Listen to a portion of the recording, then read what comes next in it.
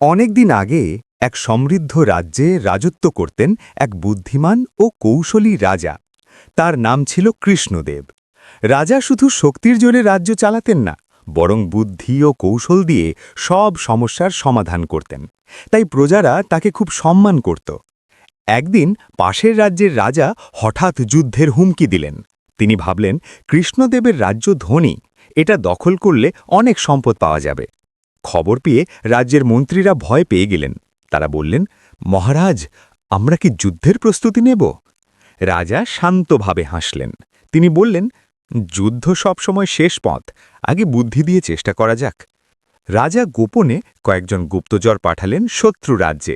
তারা ফিরে এসে জানালো যে শত্রু রাজ্যের সৈন্যরা ক্লান্ত এবং তাদের খাবারেরও অভাব আছে।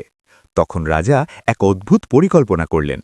তিনি শত্রু রাজার কাছে উপহার হিসাবে অনেক খাদ্যশস্য ও ফল পাঠালেন, সঙ্গে একটি চিঠি।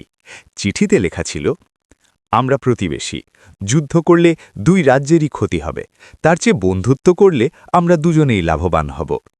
শত্রু রাজা প্রথমে অবাক হয়ে গেলেন। তিনি ভাবলেন, যে রাজার যুদ্ধের আগে সাহায্য পাঠায় সে নিশ্চয়ই দুর্বল নয়, বরং আত্মবিশ্বাসী ও মহান।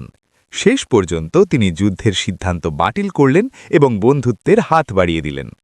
এভাবে রাজা কৃষ্ণদেব যুদ্ধ ছাড়াই নিজের রাজ্যকে রক্ষা করলেন।